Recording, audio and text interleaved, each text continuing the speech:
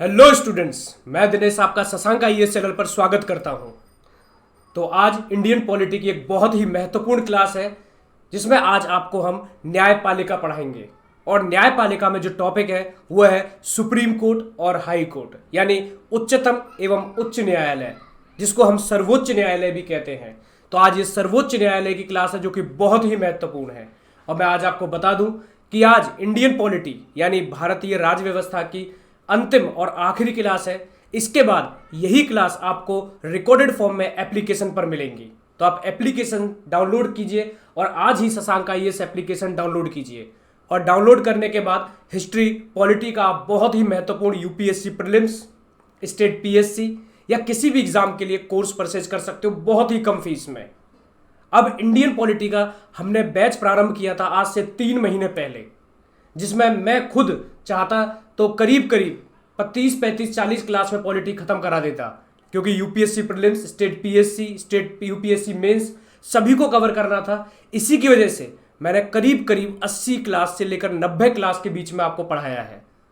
और मैं आशा करता हूं कि आपको सभी चीजें बड़ी ही सहज और सरल तरीके से समझ आई होंगी। अब जिन जिन बच्चों ने, जिन जिन विद्यार्थियों ने मेहनत की है, उनकी वजह से मुझे मेहनत करनी पड़ी, जिसमें डिटेल में पूरा अच्छी तरह से पूरे के पूरे सहज और सरल तरीके से आपको पढ़ाया गया है। बाकी आप सभी शशांक आईएएस को, हमारे चैनल को सब्सक्राइब करें, लाइक करें, शेयर करें, जिससे कि और बच्चों तक कम फीस में लाभ प्राप्त हो।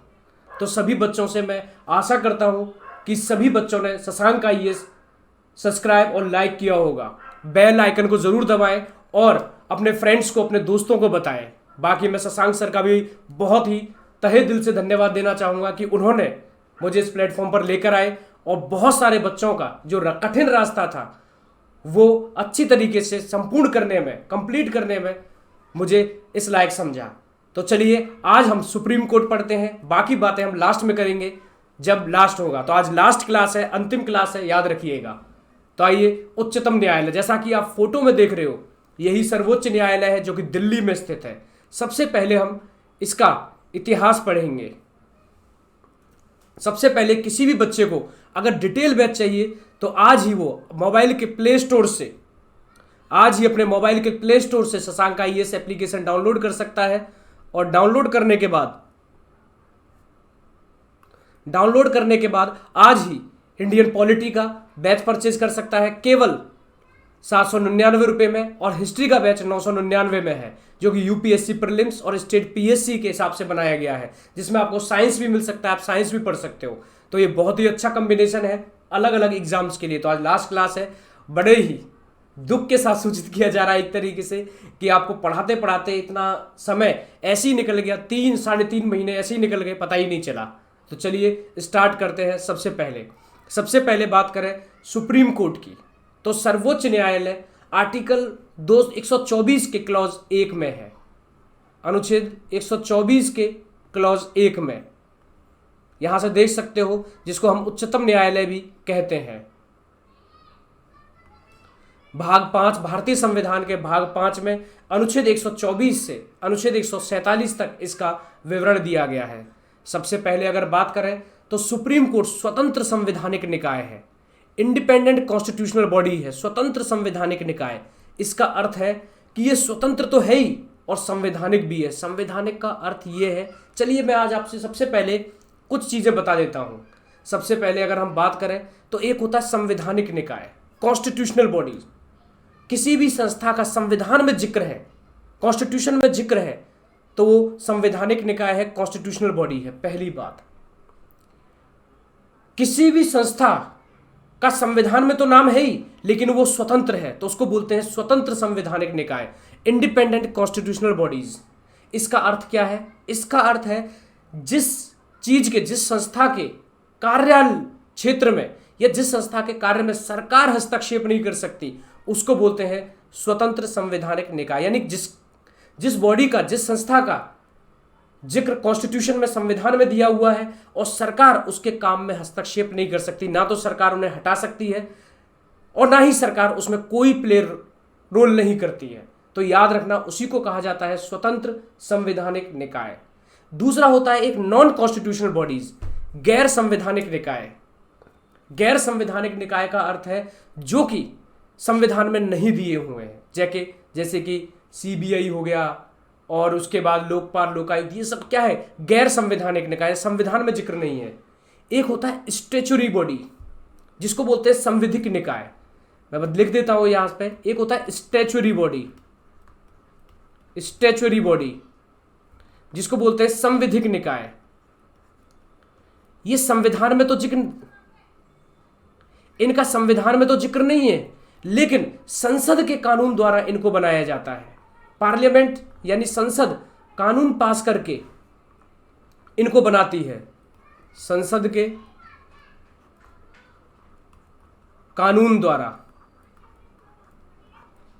कानून द्वारा जैसे कि सीबीआई हो गया, लोकपाल हो गया, लोकायुक्त हो गया, राष्ट्रीय मानव अधिकार आयोग हो गए, राज्य मानव अधिकार आयोग हो गए। ये संविधान में जिक्र नहीं है, लेकिन संसद ने कानून बनाकर इन संस्थाओं को बनाया है। इन्हीं को बोला जाता है स्टैच्यूटरी यानी संविधिक निकाय। तो अगर मैं बात करूं सर्वोच्च न्यायालय की, उच्चतम न्यायालय की, तो ये स्वतंत्र है, सरकार इसके काम में हस्तक्षेप नहीं कर सकती, ना जजों की नियुक्ति में, ना ही सरकार न्यायाधीशों को हटा सकती है। और इनका संविधान में जिक्र है तो ये है स्वतंत्र संवैधानिक निकाय। उसके बाद भारत में सर्वोच्च न्यायालय होता है, यानी कि भारत में जो न्यायपालिका है उनमें सबसे सर्वोच्च होता है supreme court, highest court in India, सर्वोच्च न्यायालय। और उसके बाद इसकी जो मुख्य बेंच है वो नई दिल्ली में स्थित है, नई दिल्ली में स्थित है। आइए और देखते हैं, अगर बात करें भारत के प्रथम मुख्य न्यायाधीश की, तो वो ये थे हीरालाल जे कानिया। आप अपने मोबाइल स्क्रीन पर देख सकते हो, ये सामने हीरालाल जे कानिया जो भारत के मुख्य न्यायाधीश थे पहले। उसके बाद अगर हम वर्तमान में बात करें तो वर्तमान में 47वें मुख्य न्यायाधीश हैं हमारे जस्टिस शरद अरविंद बोबडे। तो 47वें यानी अब तक 46 भारत के मुख्य न्यायाधीश बन चुके हैं, चीफ जस्टिस ऑफ इंडिया बन चुके हैं। तो वर्तमान में जो सीजेआई है वो है शरद अरविंद बोबडे। तो आइए अब बात करते हैं सर्वोच्च न्यायालय की। भारत एक संघीय राज्य है, हमारा देश एक फेडरल स्टेट है, एवं भारत में एकीकृत न्यायपालिका है। याद रखना, हमारे देश में ऐसा नहीं है कि उत्तर प्रदेश की न्यायपालिका अलग है, हरियाणा की न्यायपालिका अलग है, कर्नाटक की जुडिशरी अलग है, पंजाब की जुडिशरी अलग है, ऐसा नहीं है। हमारे देश में एक न्यायपालिका है जिसको बोलते हैं integrated judiciary system, unified judiciary system, एकाकीकृत न्यायपालिका। यानी सबसे ऊपर है सुप्रीम कोर्ट, इसके कार्यक्षेत्र में पूरा देश आता है। उसके बाद इसमें आते हैं हाई कोर्ट, जो हर स्टेट में होता है, हाई कोर्ट हर स्टेट का होता है। उसके बाद आते हैं आपके सबऑर्डिनेट कोर्ट, जो अधीनस्थ न्यायालय होते हैं, फिर डिस्ट्रिक्ट कोर्ट, और उसके बाद सिविल कोर्ट और क्रिमिनल कोर्ट। तो इस चीज को याद रखना, सबसे ऊपर है सर्वोच्च न्यायालय। उसके डिसीजन, उसके निर्णय, उसके फैसले, उसके आदेश सभी न्यायालयों पर कार्यरत होंगे, सभी न्यायालयों के लिए बाध्य होंगे। उसके बाद आते हैं हाई कोर्ट के न्यायालय सभी राज्यों के अधीनस्थ न्यायालयों पर लागू होंगे। उसके बाद आते हैं जिला न्यायालय, जिले में होते हैं। और उसके बाद आते हैं आपके सिविल, यानी कि जो हमारा सिविल कोर्ट होता है, और एक क्रिमिनल कोर्ट, यानी कि जो सिविल कोर्ट को बोलते हैं हम दीवानी मामले, और क्रिमिनल कोर्ट को बोलते हैं आपराधिक मामले। तो ये एकीकृत न्यायपालिका है हमारे देश में, अलग अलग नहीं है कि उत्तर प्रदेश की न्यायपालिका में सुप्रीम कोर्ट हस्तक्षेप नहीं कर सकता, ऐसा नहीं है। लेकिन मैं आप बात करूं अमेरिका की, तो अमेरिका की जो न्यायपालिका है वो अलग अलग है। अमेरिका में सुप्रीम कोर्ट देश के लिए करता है, और हर स्टेट का अपना सुप्रीम कोर्ट होता है, अलग न्यायालय होता है। उनका सुप्रीम कोर्ट स्टेट के सुप्रीम कोर्ट में हस्तक्षेप नहीं कर सकता। उसके बाद अगर बात करें हमारी न्यायालय की, तो हमारे न्यायालय त्रिस्तरीय न्यायालय है, जिसमें उच्चतम न्यायालय सर्वोच्च है, उसके बाद उच्च न्यायालय है, उसके बाद अधीनस्थ न्यायालय है, सुप्रीम कोर्ट, हाई कोर्ट और सबऑर्डिनेट कोर्ट। तो आइए आगे देखते हैं। अगर हम बात करें सर्वोच्च न्यायालय की यानी उच्चतम न्यायालय की, तो जब ब्रिटिश सरकार हमारे देश में आई, अंग्रेज हमारे देश में आए, तो करीब करीब 200 साल राज किया। लेकिन जब अंग्रेज पहली बार भारत आए और जब भारत आ गए, तो धीरे धीरे समय गुजरता रहा। करीब करीब 173 साल बाद, यानी 1600 में करीब करीब आए थे अंग्रेज, और करीब करीब आफ्टर 173 ईयर, 173 साल बाद, यानी 1773 में अंग्रेजों ने पहला कानून बंगाल में लागू किया, जिसका नाम था रेगुलेटिंग एक्ट 1773, रेगुलेटिंग अधिनियम 1773। और कह दिया कि अब हम व्यापार करेंगे नहीं भारत के साथ, हम भारत के साथ व्यापार ही नहीं करेंगे, ट्रेड ही नहीं करेंगे, हम भारत में कानून भी लागू करेंगे। और साफ कर दिया कि हम कोई व्यापार नहीं, हम भारत में राज करने आए थे। और बंगाल में 1773 में अपना पहला कानून लागू किया जिसका नाम था रेगुलेटिंग अधिनियम 1773, जिसके तहत अंग्रेज 4 कानून लेकर आए थे। और एक कानून में लिखा हुआ था कि हम बंगाल में सर्वोच्च न्यायालय यानी उच्चतम न्यायालय सुप्रीम कोर्ट की स्थापना करेंगे। और उसके बाद उन्होंने बंगाल के सुप्रीम कोर्ट की स्थापना कर दी। और कब की? अगली ही साल, यानी 1773 अधिनियम में तो लिखा हुआ था, उसके बाद अगली ही साल 1774 में इन्होंने ये स्थापना कर दी 1774 में। और वो भी कहाँ? कलकत्ता में। तो कलकत्ता में बंगाल का सुप्रीम कोर्ट था। याद रखना, ये अभी भारत का सुप्रीम कोर्ट नहीं है, भारत का उच्चतम न्यायालय नहीं है, ये बंगाल का सर्वोच्च न्यायालय था। बंगाल में इसको लेकर आया गया था ब्रिटिश सरकार द्वारा 1773 अधिनियम के तहत, जिसमें 4 न्यायाधीश थे मुख्य न्यायाधीश को मिलाकर। यानी बंगाल में जब पहला सुप्रीम कोर्ट बनाया गया 1773 अधिनियम द्वारा 1774 में, तो उस वक्त उसमें 4 जज थे मुख्य न्यायाधीश को मिलाकर। और पहले मुख्य न्यायाधीश थे, याद रखना, कलकत्ता में sir Elijah Impey. Sir Elijah Impey Calcutta supreme court के, बंगाल सुप्रीम कोर्ट के पहले मुख्य न्यायाधीश थे। उसके बाद यहाँ उच्चतम न्यायालय भारत में अंग्रेजों का न्यायालय था। याद रखना, उच्च न्यायालय को संघीय न्यायालय, अध्यक्ष न्यायालय एवं प्रीवी परिषद भी कहा जाता है। यानी इस न्यायालय को, भूल मत जाना, इस न्यायालय को संघीय न्यायालय भी कहा जाता था। ब्रिटिश सरकार इस न्यायालय को सुप्रीम कोर्ट नहीं बोलती थी, संघीय फेडरल कोर्ट बोलती थी, संघीय न्यायालय। उसके बाद इसको अध्यक्ष न्यायालय भी कहा जाता था। उसके बाद प्रीवी परिषद भी कहा जाता। जो 4 जज बैठते थे ना, देखा होगा आपने, एक ऐसे भेड़ के जो ऊपर भेड़ का जो टोपा सा बना के बैठते थे, वो 4 न्यायाधीश, उसको प्रीवी काउंसिल भी कहा जाता था, प्रीवी परिषद। तो याद रखना, 1773 अधिनियम द्वारा अंग्रेज भारत में सुप्रीम कोर्ट लेकर आए, जिसको सर्वोच्च न्यायालय कहा गया। और वो बंगाल का सर्वोच्च न्यायालय था जो कि अंग्रेज लेकर आए थे 1773 अधिनियम द्वारा, जिसको 1774 में लागू किया गया। और 4 न्यायाधीश उसमें थे। मुख्य न्यायाधीश थे एलिजा एम्पे, जिसको संघीय न्यायालय फेडरल कोर्ट, अध्यक्ष न्यायालय एपेक्स कोर्ट और प्रीवी परिषद भी कहा गया। अगर बात करें स्वतंत्रता के बाद, लेकिन धीरे धीरे समय गुजरता गया और 1935 में, 1935 में, याद रखना, 1935 में ब्रिटिश सरकार, 1935 भारत शासन अधिनियम 1935 के तहत ब्रिटिश सरकार ने अपना सबसे मेन एक्ट लागू कर दिया, सबसे मेन अधिनियम लागू कर दिया, जिसमें 200 कानून थे। और 200 कानून में सबसे बड़ी बात थी, एक कानून था कि भारत में हम फेडरल कोर्ट, संघीय न्यायालय की स्थापना करेंगे। तो 1935 के तहत फेडरल कोर्ट यानी कि संघीय न्यायालय की स्थापना की गई। अभी सुप्रीम कोर्ट नहीं है, याद रखना, संघीय न्यायालय, अध्यक्ष न्यायालय, प्रीवी काउंसिल कहा जाता था। और 1935 में भारत शासन अधिनियम के तहत फेडरल कोर्ट यानी संघीय न्यायालय की स्थापना की गई। लेकिन 26 जनवरी 1950 को भारत का संविधान लागू हुआ और भारतीय संविधान के भाग 5 में अनुच्छेद 124 से 147 में उच्चतम न्यायालय की, सुप्रीम कोर्ट की व्यवस्था की गई। और 26 जनवरी को जैसे ही संविधान लागू हुआ, उसके जस्ट 2 दिन बाद 28 जनवरी 1950 को नई दिल्ली में भारत के सुप्रीम कोर्ट की स्थापना की गई। अगर पूछा जाए कि भारत के सुप्रीम कोर्ट की स्थापना कब की गई है, तो याद रखना 28 जनवरी 1950, संविधान लागू होने के 2 दिन बाद। अगर पूछा जाए कि न्यायपालिका या भारत की न्यायपालिका किस अधिनियम पर है, तो याद रखना भारत शासन अधिनियम 1935 पर। लेकिन न्यायपालिका की स्वतंत्रता हमने अमेरिका से ली है, जो हमने पहले ही पढ़ा चुके हैं। अगर बात करें जैसे ही 28 जनवरी 1950 को सुप्रीम कोर्ट की स्थापना हुई, उसमें 8 न्यायाधीश थे भारत के मुख्य न्यायाधीश को मिलाकर। याद रखना, अब भारत के सुप्रीम कोर्ट की स्थापना हो गई है। लाइक शेयर सब्सक्राइब करते रहिए, बहुत ही महत्वपूर्ण टॉपिक है।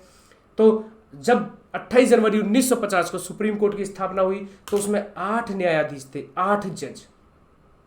धीरे धीरे क्योंकि केस बढ़ते गए, जनसंख्या बढ़ती गई तो केस बढ़ते गए, लड़ाई झगड़े हो गए, जमीन विवाद हो गया, शादी विवाह के इतने केस हो गए, और संविधान की व्याख्या भी करनी थी, तो इतने पॉपुलेशन बढ़ती गई, मामले बढ़ते गए, तो जजों की संख्या को बढ़ाना पड़ा। 8 से 10 हुए, फिर 11 हुए, फिर 16 हुए, 26 हुए।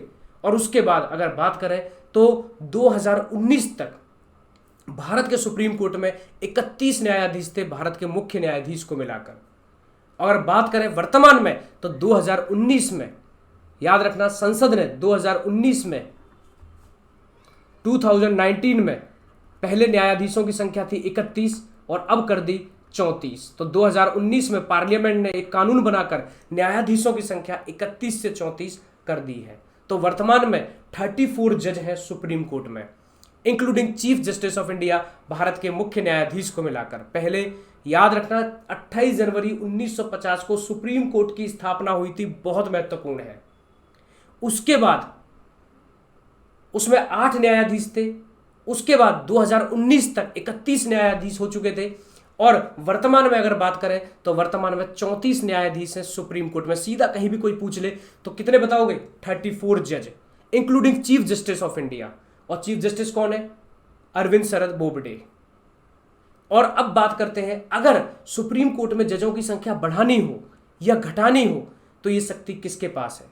तो सुप्रीम कोर्ट में जजों की संख्या बढ़ाने की एवं घटाने की शक्ति केवल और केवल संसद के पास है। पार्लियामेंट कानून बनाकर, पार्लियामेंट बिल पास करके, कानून बनाकर सुप्रीम कोर्ट के जजों की संख्या बढ़ा सकती है और घटा भी सकती है। तो 31 से 34 जज पार्लियामेंट ने किए हैं, संसद ने किए हैं। इसको याद रखना बहुत ही महत्वपूर्ण है। यहां देख सकते हो उच्चतम न्यायालय में न्यायाधीशों की संख्या को बढ़ाने की एवं घटाने की शक्ति होती है। और उसके बाद अगर बात करें, अगर पार्लियामेंट मान लीजिए सुप्रीम कोर्ट की जजों की संख्या 50 करनी हो तो किस बहुमत से विधेयक पास होगा? लोकसभा राज्यसभा से। तो उसके लिए विशेष बहुमत की जरूरत नहीं है। संसद, पार्लियामेंट साधारण बहुमत से प्रस्ताव पास करके जजों की संख्या बढ़ा सकती है और घटा सकती है। आप एक बार देखिए, बहुत ही महत्वपूर्ण है। लाइक शेयर सब्सक्राइब करते रहिए और जल्दी जल्दी जुड़ जाइए। अब बात करते हैं, अगर आपको सुप्रीम कोर्ट का जज बनना हो, आपको उच्चतम न्यायालय में न्यायाधीश बनना हो तो आपके पास क्या क्या क्वालिफिकेशन होनी चाहिए, क्या क्या योग्यताएं होनी चाहिए। सबसे पहले, किसी भी उच्च न्यायालय में कम से कम 5 वर्ष रहा हो। याद रखना, किसी भी हाई कोर्ट में, उच्च न्यायालय में कम से कम 5 वर्ष न्यायाधीश रहा हो, जज रहा हो। जैसे अगर मान लीजिए आप जोधपुर हाई कोर्ट में, राजस्थान के जोधपुर हाई कोर्ट में 5 साल जज के रूप में काम कर चुके हो तो आप सुप्रीम कोर्ट का जज भी बन सकते हो। Very very important. अगर आप इलाहाबाद हाई कोर्ट में, उत्तर प्रदेश के इलाहाबाद हाई कोर्ट में 5 साल जज के रूप में काम कर चुके हो तो आप सुप्रीम कोर्ट का जज भी बन सकते हो। क्लियर है? किसी भी हाई कोर्ट में कम से कम 5 साल न्यायाधीश रहा हो। दूसरा, किसी भी उच्च न्यायालय में, किसी भी हाई कोर्ट में 10 वर्ष अधिवक्ता रहा हो। यानी किसी भी हाई कोर्ट में, हमारे देश में वर्तमान में 25 हाई कोर्ट है, किसी भी हाई कोर्ट में 10 साल एडवोकेट रहा हो, अधिवक्ता रहा हो, वो भी सुप्रीम कोर्ट का जज बन सकता है। याद रखना, वेरी वेरी इंपॉर्टेंट। या फिर राष्ट्रपति के मत अनुसार, यानी इफ ही और she is an opinion of the president a distinguished jurist. अगर राष्ट्रपति को लग रहा है कि ये जज बनने लायक है, इसमें वो योग्यताएं हैं, तो भी उसे सुप्रीम कोर्ट का जज नियुक्त किया जा सकता है। तो इन तीनों कंडीशंस को याद रखना और बीच में आएगा ये तीनों में से कोई भी कंडीशन है तो सुप्रीम कोर्ट का जज बन सकता है। तो आपसे कोई भी पूछे कि सुप्रीम कोर्ट का जज बनने के लिए क्या योग्यता चाहिए तो आप क्या बताओगे? किसी भी हाई कोर्ट में 5 साल जज रहा हो, न्यायाधीश रहा हो, किसी भी हाई कोर्ट में, उच्च न्यायालय में 10 साल एडवोकेट रहा हो, अधिवक्ता रहा हो, या राष्ट्रपति को लग रहा है कि वह बहुत बड़ा न्यायवादी है, डिस्टिंग्विश्ड जूरिस्ट है, तो भी उसे राष्ट्रपति मनोनीत कर सकता है, तो भी उसे सुप्रीम कोर्ट का जज बनाया जा सकता है। अब बात करते हैं नियुक्ति की कि सुप्रीम कोर्ट के जजों को नियुक्त कौन करता है। तो याद रखना, सुप्रीम कोर्ट के जजों को भारत का राष्ट्रपति नियुक्त करता है, लेकिन कॉलेजियम व्यवस्था की सलाह पर। इस चीज को याद रखना। चलिए देखते हैं कॉलेजियम व्यवस्था क्या है। ये काफी न्यूज में रहा और काफी इस पर विवाद छाया रहा कि क्या है कॉलेजियम व्यवस्था। देखिए, सबसे पहले हाल ही में अगर हम बात करें तो 2014 में भारत सरकार यानी मोदी सरकार आई और 2014 में सरकार एक संविधान संशोधन लेकर आई थी जिसको बोलते थे 99वां संविधान संशोधन। 99th constitution amendment. अभी तक कितने संशोधन हो चुके हैं? 105। अभी तक पार्लियामेंट 105 कॉन्स्टिट्यूशन अमेंडमेंट कर चुकी है। 2014 में 99वां संविधान संशोधन विधेयक लेकर आई मोदी सरकार, जिसके पहले कॉलेजियम व्यवस्था के तहत राष्ट्रपति सुप्रीम कोर्ट के जजों को नियुक्त करता था। लेकिन 99वें संविधान संशोधन द्वारा जब सरकार लेकर आई तो उसको कहा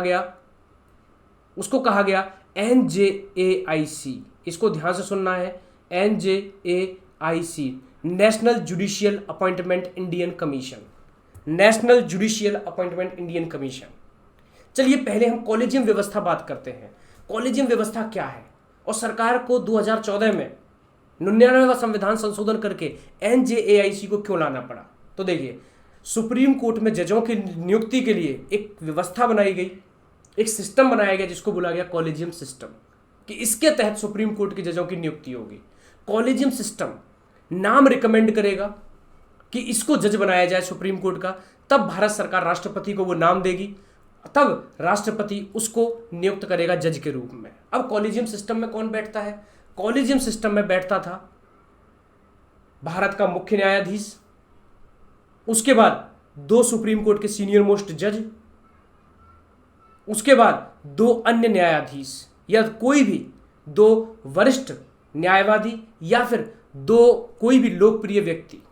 यानी एक कौन बैठता है कॉलेजियम सिस्टम में? एक भारत का मुख्य न्यायाधीश, एक सुप्रीम कोर्ट के 2 जज जो सीनियर मोस्ट जज होंगे, और 2 लोग बहुत ही स्पेशल पर्सन हो, विशिष्ट व्यक्ति हो, जिनको कानून के बारे में नॉलेज हो। ये 5 लोग, इनको कहा जाता था कॉलेजियम सिस्टम, और सब न्यायपालिका से जुड़े हुए थे।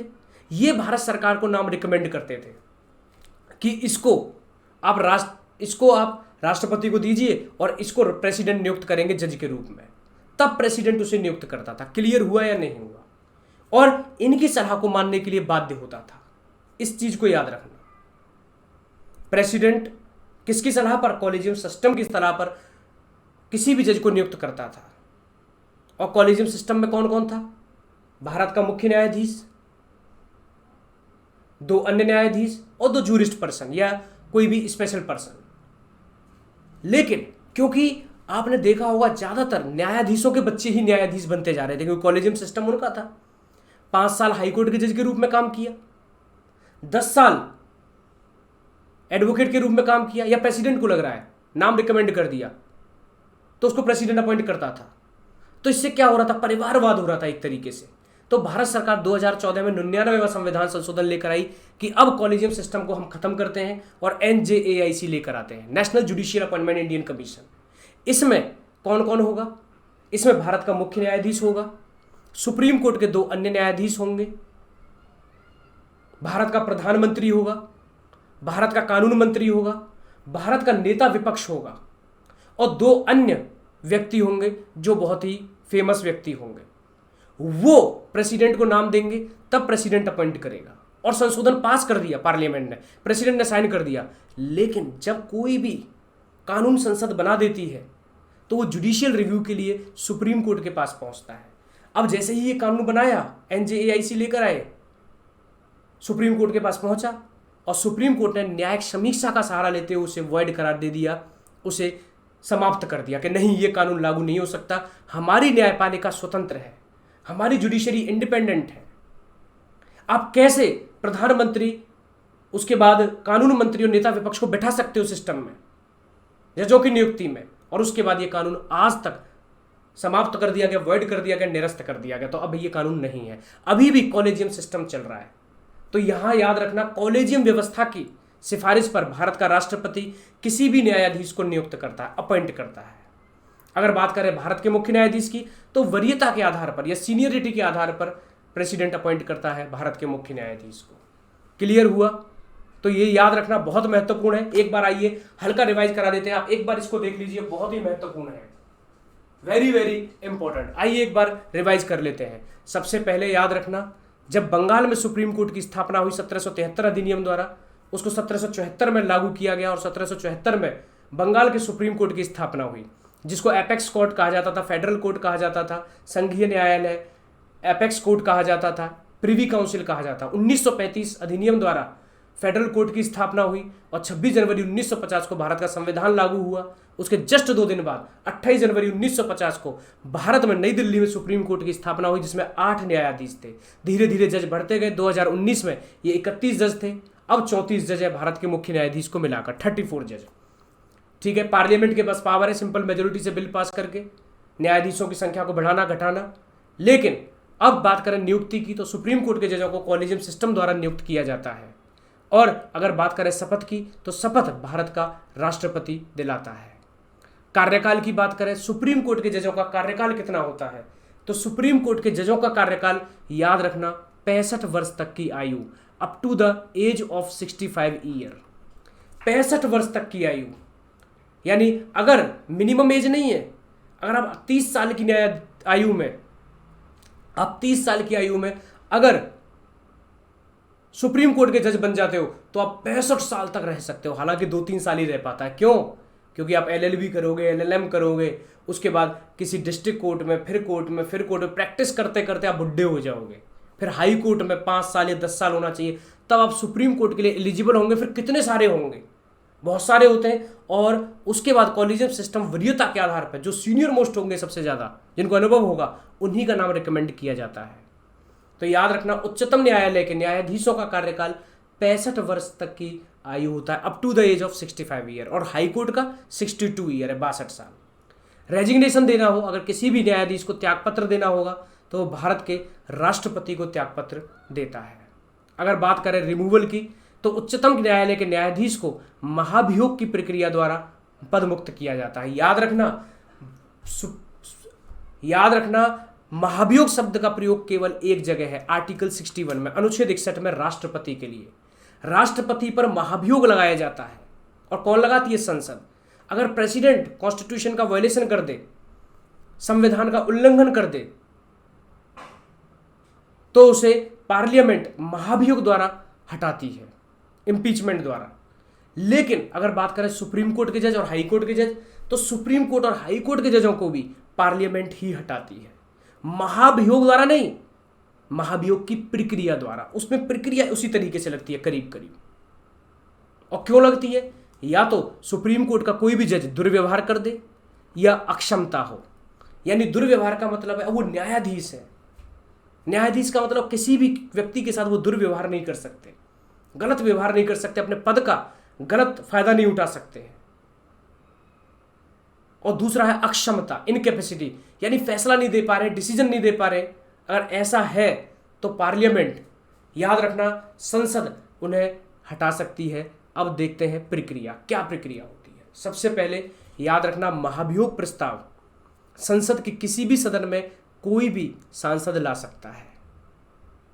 न्यायाधीश के खिलाफ महाभियोग प्रस्ताव संसद के किसी भी सदन में कोई भी सदस्य ला सकता है। यानी लोकसभा में भी इंपीचमेंट बिल ला सकते हैं। रिमूवल बिल यूज करते हैं हम, पदमुक्ति प्रस्ताव, इंपीचमेंट नहीं करते हैं, ठीक है, बार बार, क्योंकि इंपीचमेंट प्रेसिडेंट के लिए यूज किया गया है।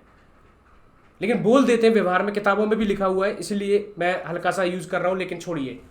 तो पदमुक्ति प्रस्ताव, किसी भी सुप्रीम कोर्ट के जज को हटाने के लिए पदमुक्ति प्रस्ताव लाया जाता है। लोकसभा का कोई भी मेंबर ला सकता है, राज्यसभा का भी, किसी भी हाउस में आ सकता है। पहले तो ये भी पूछ लिया जाता है, कई बार पूछा जाएगा, तरीके से पूछा जाएगा। जैसे मान लीजिए यूपीएससी प्रीलिम्स दे रहे हो, स्टेट पीएससी प्रीलिम्स दे रहे हो, तो उसमें क्वेश्चन पूछा जाएगा, इनमें से कौन सा कथन सही है, विच स्टेटमेंट इज करेक्ट, तो उसमें ये क्वेश्चन पूछ लेंगे। किस हाउस में पेश होता है, तो किसी में भी पेश हो सकता है, लोकसभा में भी, राज्यसभा में, कोई भी ला सकता है।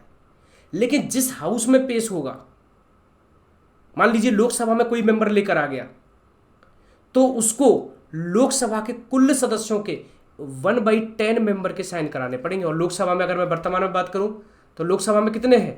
545। 545 गुणा 1/10 कर दीजिए, तो 55 के साइन होने चाहिए। यानी लोकसभा के 55 मेंबर्स को भी लगना चाहिए कि सच में ये दुर्व्यवहार कर रहा है, ये इनकेपेबल है, असक्षम है, तब प्रस्ताव आगे बढ़ेगा। अगर नहीं हुआ तो नहीं होगा। तो याद रखना, किसी भी सदन में लाया जा सकता है। जिस हाउस में लाया जाएगा, उस हाउस के 1/10 मेंबर के साइन होने चाहिए। अगर साइन कर दिए तो उसके बाद वो प्रस्ताव उस जज के पास जाएगा जिस जज को हटाया जा रहा है। महाभियोग प्रक्रिया शुरू होने से पहले न्यायाधीश को 14 दिन पूर्व सूचना देनी होगी। और कितने दिन पहले? 14 दिन पहले। Very very important. किसी को भी हटाने की प्रक्रिया पूछे तो 14 दिन लगा देना।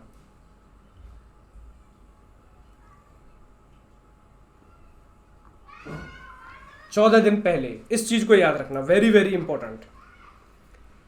ठीक है, 14 दिन पहले याद रखना।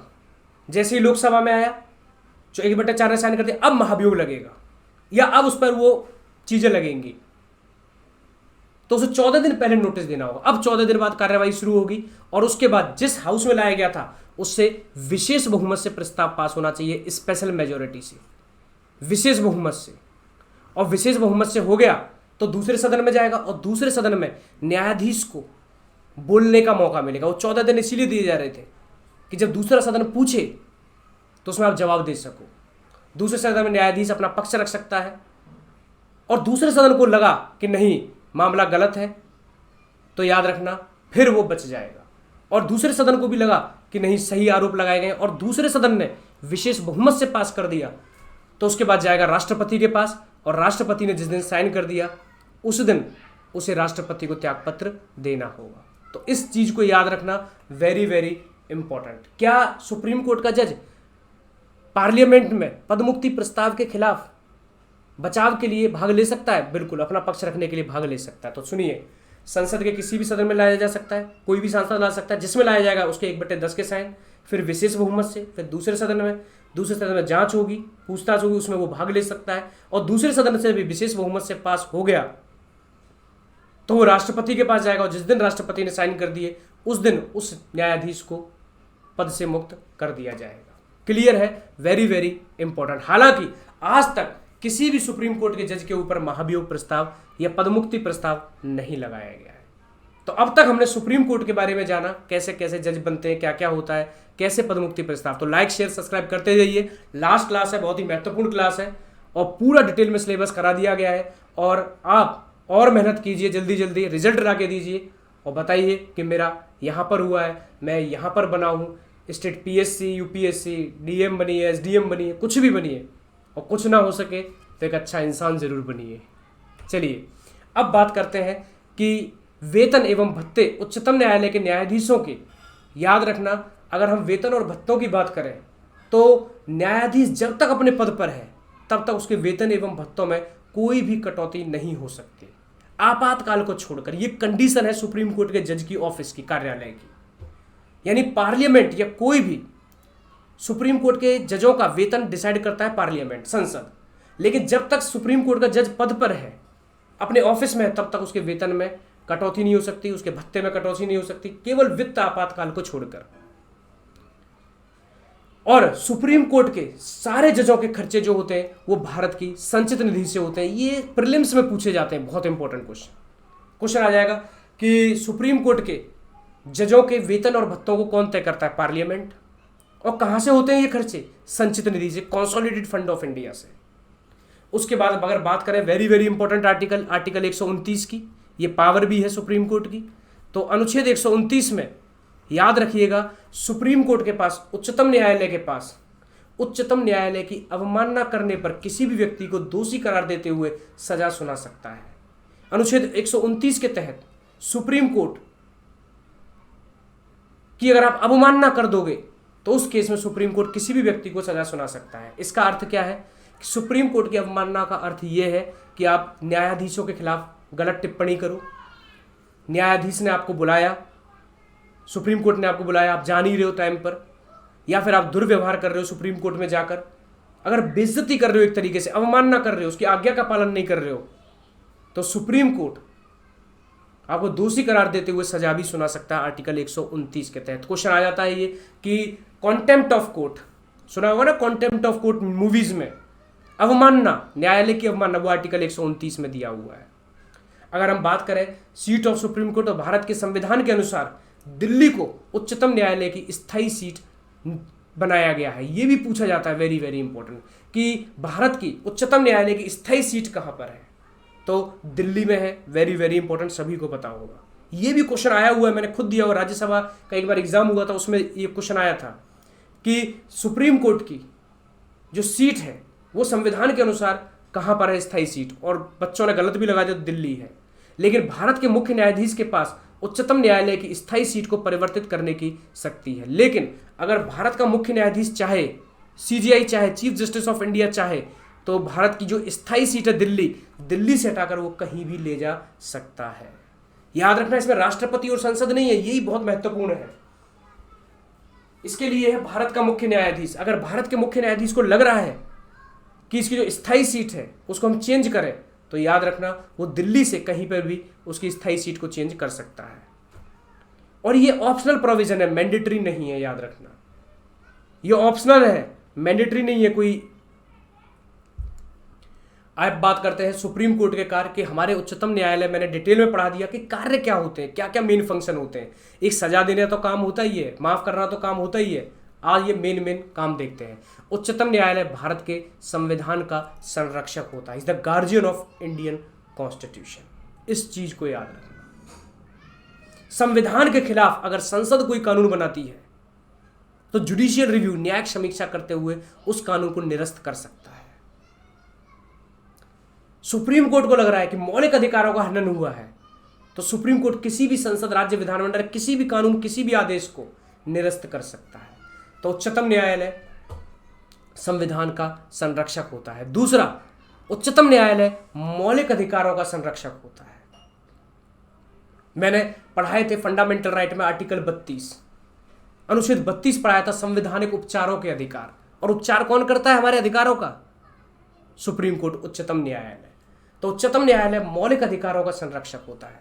अगर मेरे पास आज भारत के संविधान ने भाग 3 में अनुच्छेद 12 से 35 मुझे 6 मौलिक अधिकार दिए और 6 में बहुत सारे फंडामेंटल राइट्स दिए, अधिकार दिए।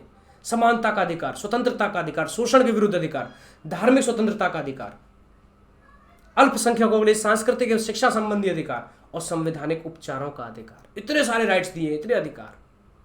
जब इतने सारे मुझे अधिकार दिए हैं तो एक अधिकार और देता, संवैधानिक उपचारों का अधिकार। मैं उपचार कराने के लिए, मेरे अधिकार को कोई छीनती है सरकार, कोई भी पुलिस प्रशासन, कोई भी, तो मैं सुप्रीम कोर्ट सीधा जा सकता हूं। सुप्रीम कोर्ट सबसे पहले मौलिक अधिकारों को देखेगा और हमारे अधिकारों की रक्षा करेगा। इसके लिए वो 5 तरह के प्रादेश जारी करता है, जिसको बोलते हैं हम आर्टिकल 32 में रिट्स। अगर आपको रिट्स देखनी है तो डिटेल में आर्टिकल 32 पढ़ लीजिए, फंडामेंटल राइट में मैंने पढ़ाया हुआ है पहले भी। उसके बाद राष्ट्रपति एवं उपराष्ट्रपति के चुनाव में विवाद होने पर आखिरी फैसला उच्चतम न्यायालय करता है। याद रखना, आज मान लो मैं और आप प्रेसिडेंट के चुनाव में खड़े हुए और मान लीजिए मैं जीत गया प्रेसिडेंट का चुनाव, लेकिन आपको लग रहा है गलत तरीके से जीता है, तो आप सीधे सुप्रीम कोर्ट जाओगे, सुप्रीम कोर्ट फैसला करेगा। इसी तरीके से उपराष्ट्रपति के केस में तो 2 चीज याद रखना, राष्ट्रपति और उपराष्ट्रपति के चुनाव में विवाद हो, इलेक्शन में डिस्प्यूट हो जाए, तो आखिरी फैसला उच्चतम न्यायालय करता है। एमपी एमएलए के में हाई कोर्ट करता है, उच्च न्यायालय। Very very very important. Clear है या नहीं है? बहुत ही महत्वपूर्ण है। तो हमारे संविधान का संरक्षक होता है, गार्जियन ऑफ कॉन्स्टिट्यूशन। मौलिक अधिकारों का संरक्षक होता है, गार्जियन ऑफ फंडामेंटल राइट। अनुच्छेद 32 के तहत रिट जारी करके हमारे अधिकारों को बचाता है, प्रादेश जारी करके। और राष्ट्रपति और उपराष्ट्रपति के बीच, यानी राष्ट्रपति और उपराष्ट्रपति के निर्वाचन में, इलेक्शन में डिस्प्यूट होने पर, विवाद होने पर सुप्रीम कोर्ट फाइनल फैसला करता है। Very very important. अब बात करते हैं केंद्र एवं राज्यों के बीच विवाद होने पर उच्चतम न्यायालय फैसला करता है। यानी सेंटर और स्टेट, ये थोड़ा स्टेटमेंट गड़बड़ हो गई है, इसको आप बना लीजिएगा। Very very important. आप इसको एक बार देख सकते हो, वेरी वेरी इंपॉर्टेंट, अगर नहीं दिख रहा हो मेरी वजह से। अब बात करते हैं केंद्र और राज्य। मान लीजिए केंद्र सरकार और राज्य सरकार के, जैसे केंद्र और पश्चिम बंगाल सरकार के बीच कोई विवाद हो गया, तो उसको फैसले को याद रखना उच्चतम न्यायालय करता है। हालांकि इसके लिए बहुत सारी संस्थाएं भी बनाई गई हैं, इंटर स्टेट काउंसिल, उसके बाद नेशनल डेवलपमेंट काउंसिल, राष्ट्र विकास परिषद, अंतर्राज्य परिषद, क्षेत्रीय परिषद, इस चीज के। लेकिन अगर फिर भी फैसला नहीं होगा तो सुप्रीम कोर्ट करेगा। तो केंद्र एवं राज्यों के बीच विवाद होने पर आखिरी फैसला उच्चतम न्यायालय करता है। उच्चतम न्यायालय उच्च न्यायालय एवं अन्य न्यायालय के फैसलों के खिलाफ निर्णय सुना सकता है। याद रखना, वेरी वेरी इंपॉर्टेंट। मान लीजिए किसी भी सबऑर्डिनेट कोर्ट ने, अधीनस्थ न्यायालय ने, जिले न्यायालय ने कोई फैसला सुनाया, या किसी हाई कोर्ट ने कोई फैसला सुनाया उच्च न्यायालय ने, तो सुप्रीम कोर्ट उस फैसले को बदल भी सकता है, सुप्रीम कोर्ट उस फैसले को समाप्त भी कर सकता है। उच्चतम न्यायालय राष्ट्रपति को सलाह दे सकता है, लेकिन वह उसके लिए बाध्यकारी नहीं होगी। मैंने आर्टिकल 143 पढ़ाया था, आर्टिकल 143। अनुच्छेद 143 में राष्ट्रपति सर्वोच्च न्यायालय से सलाह ले सकता है। मान लीजिए कोई संवैधानिक मुद्दा है, कॉन्स्टिट्यूशनल प्रोविजन है, और प्रेसिडेंट को सुप्रीम कोर्ट से पूछना है, सलाह लेनी है, तो सुप्रीम कोर्ट सलाह दे सकता है आर्टिकल 143 में। लेकिन सुप्रीम कोर्ट सलाह देने के लिए बाध्य नहीं है। अगर सुप्रीम कोर्ट को लग रहा है कि नहीं ये संविधान के अलग है, तो सुप्रीम कोर्ट बाउंड नहीं है। और सुप्रीम कोर्ट ने जो सलाह दी है, राष्ट्रपति उस सलाह को मानने के लिए भी बाध्य नहीं है। ऐसा नहीं तुमने बोला कि ये करो, ये है, नहीं, ऐसा नहीं है। प्रेसिडेंट माने या ना माने, बस वो सलाह है, और सलाह कभी भी बाध्यकारी नहीं होती, एडवाइस कभी भी बाउंड नहीं होती है। इस चीज को याद रखना वेरी वेरी इंपॉर्टेंट। तो केंद्र एवं राज्यों के बीच विवाद होने पर सुप्रीम कोर्ट फैसला करता है, लोअर कोर्ट और हाई कोर्ट के फैसलों को समाप्त कर सकता है, बदल सकता है, और राष्ट्रपति को किसी भी संवैधानिक मुद्दे पर सलाह दे सकता है, लेकिन वो बाध्यकारी नहीं होता है। उच्चतम न्यायालय स्वतः ही किसी भी मामले में सुनवाई कर सकता है, इसको बोलते हैं suo motu. Very very important. अगर मान लीजिए हमारे देश में कोई भी ऐसी चीज चल रही है जो कि मौलिक अधिकारों का हनन कर रही है या संविधान के खिलाफ है, तो सुप्रीम कोर्ट उस पर टिप्पणी कर सकता है, और सुप्रीम कोर्ट उस मामले की स्वतः ही सुनवाई कर सकता है। सुओ मोटो मतलब on its own. Very very important. इस शब्द को अंग्रेजी में भी सुन लो, बहुत इंपॉर्टेंट है। आपने देखा होगा कई बार सुप्रीम कोर्ट खुद आ जाता है। केंद्र सरकार को फटकार लगाई कोविड के मामले में, केंद्र सरकार को कहीं पानी कम है, अनाज नहीं है, बारिश ज़्यादा हो रही है, सरकार व्यवस्था नहीं कर पा रही है, तो सरकार को फटकार लगाता है केंद्र सरकार। किसी भी मामले पर केंद्र सरकार खुद किसी भी मामले पर सुप्रीम कोर्ट, सर्वोच्च न्यायालय खुद ही देखा होगा सुनवाई करता है, और उसके बाद आदेश भी सुनाता है, और उसके बाद फटकार भी लगाता है। तो उच्चतम न्यायालय स्वतः ही किसी भी मामले की सुनवाई कर सकता है। The supreme court can also take up cases suo motu up by its own. उच्चतम न्यायालय द्वारा कोई भी फैसला भारत के सभी न्यायालय, भारत सरकार एवं राज्य सरकार के लिए बाध्य होगा। Very very important. देखिए, ये सुप्रीम कोर्ट ने अगर फैसला दे दिया है किसी को, तो सुप्रीम कोर्ट का फैसला किस किस पर बाध्य होगा? भारत के सभी न्यायालयों पर, 25 के 25 हाई कोर्ट पर। उसके बाद जितने भी अधीनस्थ न्यायालय हैं, जितने भी डिस्ट्रिक्ट कोर्ट है, सब पर लागू होगा, भारत सरकार पर भी और राज्य सरकार पर भी, और केंद्र शासित प्रदेशों में भी। तो सुप्रीम कोर्ट का फैसला बाध्य होता है, याद रखना, भारत के पूरे क्षेत्र अधिकार में। Very very important. क्लियर है या नहीं है? तो एक बार देख लीजिए, लाइक शेयर सब्सक्राइब करते रहिए। बहुत ही महत्वपूर्ण क्लास है, और आगे जाकर जब यूपीएससी, स्टेट पीएससी या किसी भी एग्जाम को दोगे, किसी भी स्टेट एग्जाम को, तो आपको बहुत ही फायदा होगा। आइए आगे देखते हैं। अब सुप्रीम कोर्ट के पास एक जुडिशियल रिव्यू की शक्ति होती है, बार बार आप सुनते होंगे, इसको बोलते हैं हम हिंदी में न्यायिक समीक्षा। न्यायिक समीक्षा यानी जुडिशियल रिव्यू।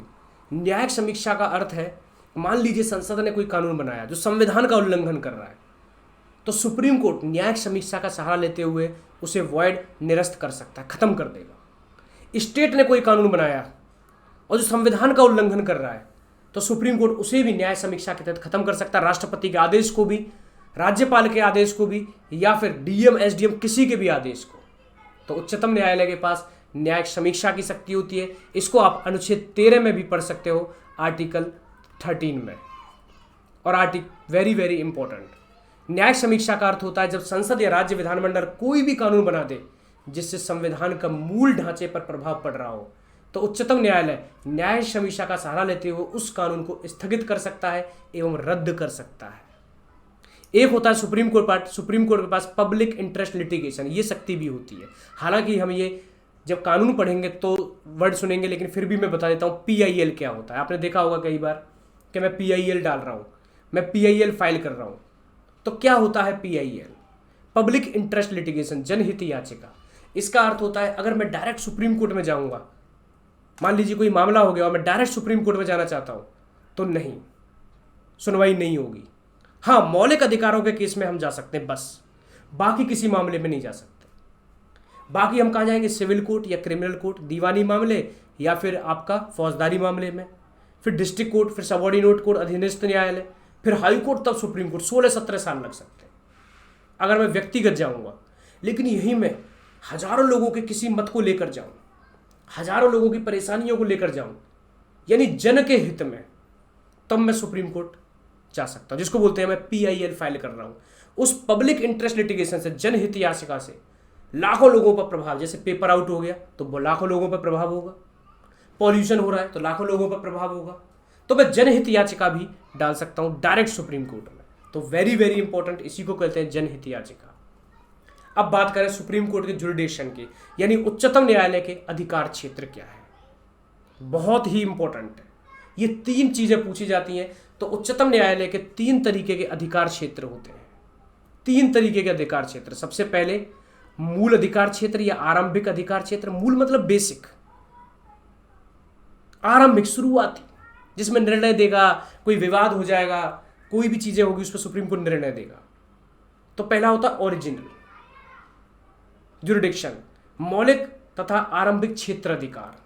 दूसरा होता अपीलीय क्षेत्र अधिकार। क्वेश्चन आता है कि ये चीज किस क्षेत्र अधिकार में आती है सुप्रीम कोर्ट के, मौलिक मूल क्षेत्र अधिकार या आरंभिक क्षेत्र अधिकार, अपीलीय क्षेत्र अधिकार। और तीसरा होता परामर्शी, सलाहकारी। सलाहकारी मतलब जैसे राष्ट्रपति सलाह लेता है सुप्रीम कोर्ट से, तो किसके अंदर आएगा, एडवाइजरी, यानी परामर्शी या सलाहकारी। तो 3 तरह के क्षेत्र अधिकार आते हैं। अब इसमें कौन कौन से मामले आएंगे, तो यही आपको पढ़ना है। तो ये कौन सा है, मूल या आरंभिक, अपीलीय, परामर्शी या सलाहकारी। तो 3 तरह के क्षेत्र अधिकार होते हैं। आइए सबसे पहले हम ओरिजिनल जुरिडिक्शन के बारे में बात करते हैं, जिसको बोलते हैं मूल या आरंभिक क्षेत्र अधिकार।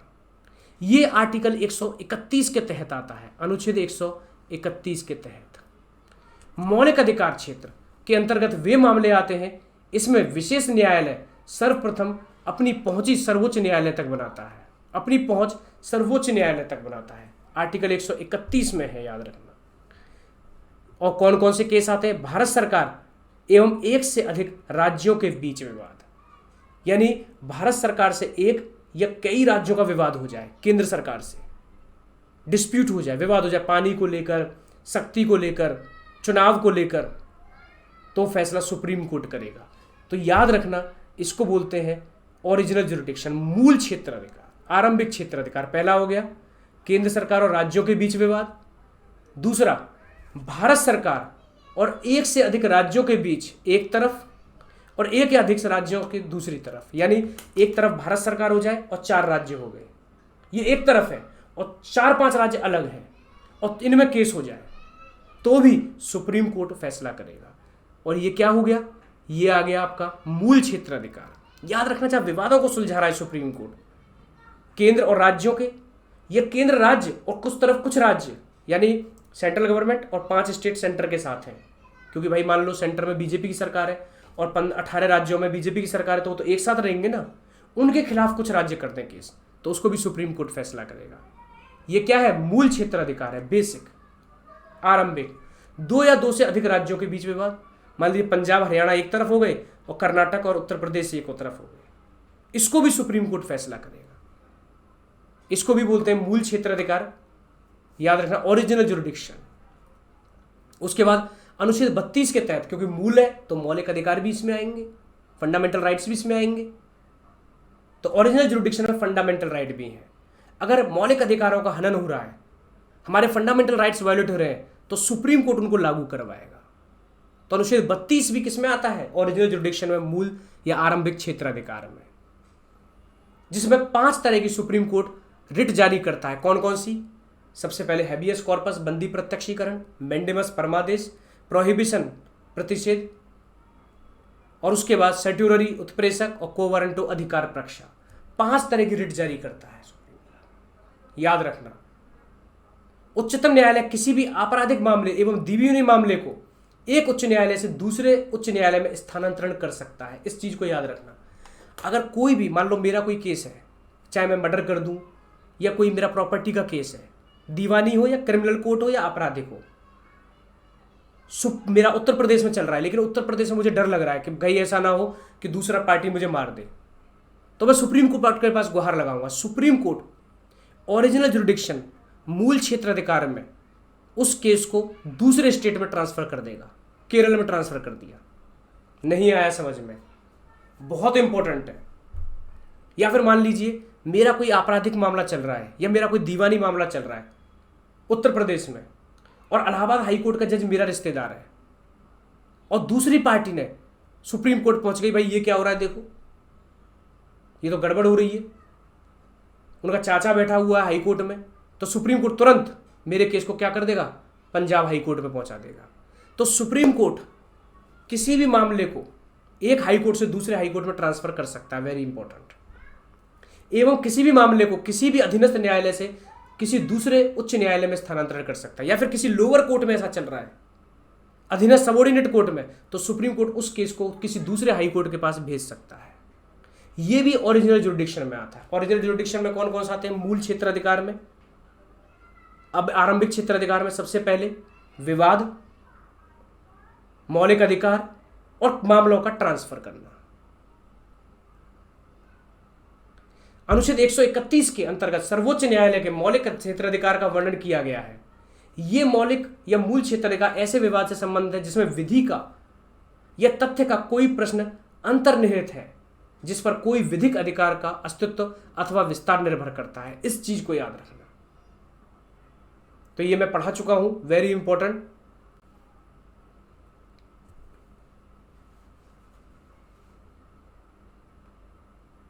अब एक चीज और है, संविधान के कुछ अन्य अनुच्छेदों में वर्णित विषय जैसे अनुच्छेद 262, आर्टिकल 262, अनुच्छेद 262 के अंतर्गत अंतरराज्य जल आयोग, इंटरनेशनल या इंटर स्टेट वाटर कमीशन से जुड़े हुए मामले आर्टिकल 131 के तहत सर्वोच्च न्यायालय के क्षेत्राधिकार में नहीं आते।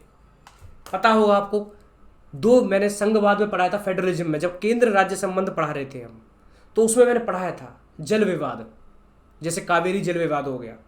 तो जल विवाद को सुलझाने के लिए भारत सरकार ने एक इंटर स्टेट वाटर काउंसिल बना रखी है, इंटर स्टेट वाटर कमीशन बना रखा है, अंतरराज्य जल आयोग। इससे जुड़े हुए मामले, पानी से जुड़े हुए मामले याद रखना अनुच्छेद 131 के तहत नहीं आते। ये सुप्रीम कोर्ट के क्षेत्राधिकार से बाहर है, ये मूल क्षेत्राधिकार में नहीं आते हैं। इस चीज को याद रखना, एक बार पढ़ लीजिए।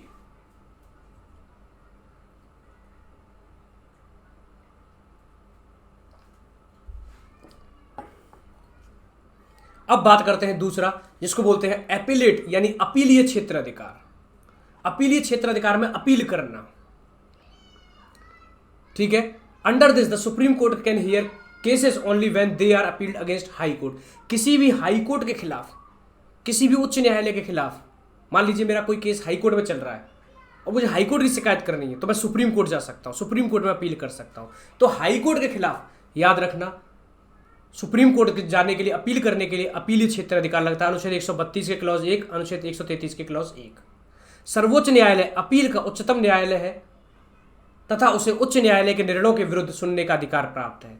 अनुच्छेद 134 में उच्चतम न्यायालय के पास किसी भी कानून या किसी भी अनुच्छेद की व्याख्या करने की शक्ति है। देखो ये क्वेश्चन यूपीएससी में पूछा गया है कि किस आर्टिकल में सुप्रीम कोर्ट व्याख्या करता है किसी भी आर्टिकल की। जैसे भारतीय संविधान की बात करें तो कितने सारे आर्टिकल हैं, जैसे आर्टिकल 17 अस्पृश्यता का अंत, अबॉलिशन ऑफ अनटचेबिलिटी। अब अस्पृश्यता क्या होता है, इसको सुप्रीम कोर्ट ने व्याख्या की है अलग अलग मामलों में, मैंने फंडामेंटल राइट में पढ़ाया था। उसके बाद राइट टू लाइफ, जीवन का अधिकार। जीवन का अधिकार पहले यही था कि जीवन जीना ही एक जीवन है, लेकिन मेनका गांधी केस में सुप्रीम कोर्ट ने डिटेल व्याख्या की, डिटेल डिस्कशन किया। तो आर्टिकल 134 में केवल सुप्रीम कोर्ट के पास पावर है संविधान के किसी भी अनुच्छेद की पूरी डिटेल व्याख्या करने की। इसका मतलब ये है, क्लियर है। 133 में क्या है, अपील करना हाई कोर्ट के खिलाफ। 134 में क्या है, व्याख्या करना, वेरी वेरी इंपॉर्टेंट। उसके बाद है परामर्शी और सलाहकारशी अधिकारिता। परामर्शी मतलब एडवाइजरी। संविधान के अनुच्छेद 143 के अनुसार जब कभी राष्ट्रपति को ऐसा लगे कि विधि या तथ्य से संबंधित कोई ऐसा प्रश्न उठा है जो सार्वजनिक महत्व का है, तो राष्ट्रपति उस प्रश्न को सर्वोच्च न्यायालय के सम्मुख परामर्श हेतु भेज सकता है। अगर संविधान से जुड़ा हुआ या किसी कानून से जुड़ा हुआ है कोई क्वेश्चन है, तो प्रेसिडेंट सुप्रीम कोर्ट से सलाह ले सकता है, परामर्श ले सकता है, लेकिन वो बाध्यकारी नहीं होगा सुप्रीम कोर्ट के, उसे सलाह दे या ना दे। सर्वोच्च न्यायालय को यह अधिकार प्राप्त है कि यदि अनुच्छेद 143 के अंतर्गत उससे पूछा गया प्रश्न व्यर्थ है तो अनावश्यक है तो वह उत्तर देने से मना कर सकता है, और अगर परामर्श दे दिया तो राष्ट्रपति उसे मानने के लिए बाउंड नहीं है। यह आर्टिकल 143 में है। तो 3 चीजें पढ़ी अभी हमने। सबसे पहले मूल क्षेत्र अधिकार, ओरिजिनल जुडिक्शन, फिर पढ़ा हमने अपीलीय जिसमें हमने पढ़ा हाईकोर्ट के खिलाफ अपील करना या व्याख्या करना, परामर्शी, ये हो गया। आइए अब हम सुप्रीम कोर्ट से जुड़े हुए कुछ आर्टिकल्स पढ़ लेते हैं, कुछ अनुच्छेद पढ़ लेते हैं जो कि बहुत ही महत्वपूर्ण है। सबसे पहले बात करते हैं अनुच्छेद 124। अनुच्छेद 124 में सुप्रीम कोर्ट की स्थापना और संवैधानिक प्रावधान है। अनुच्छेद 125 में न्यायाधीशों के वेतन एवं भत्ते और विशेष अधिकार है। अनुच्छेद 126 में सुप्रीम कोर्ट के जो एक्टिंग जज होते हैं, एक्टिंग जज आप समझते होंगे, मान लीजिए जज नहीं है सुप्रीम कोर्ट में, पूरे जजों की संख्या नहीं है, तो हाई कोर्ट या किसी भी रिटायर्ड जज को भी एक्टिंग जज बना सकते हैं। एक्टिंग जज 127 में एड हॉक जज है, कुछ दिनों के लिए टेम्परेरी बुलाना किसी जज को। उसके बाद अनुच्छेद 127 में एड हॉक जजों की नियुक्ति और उनसे जुड़े हुए सारे के सारे मामले। अनुच्छेद 128 में अटेंडेंस ऑफ रिटायर्ड जज eight sitting of supreme court, retired जज को बुलाना सुप्रीम कोर्ट में। अनुच्छेद 129 में supreme court to be a court of record, अभिलेख न्यायालय, ये क्वेश्चन पूछा जाता है, अभिलेख न्यायालय।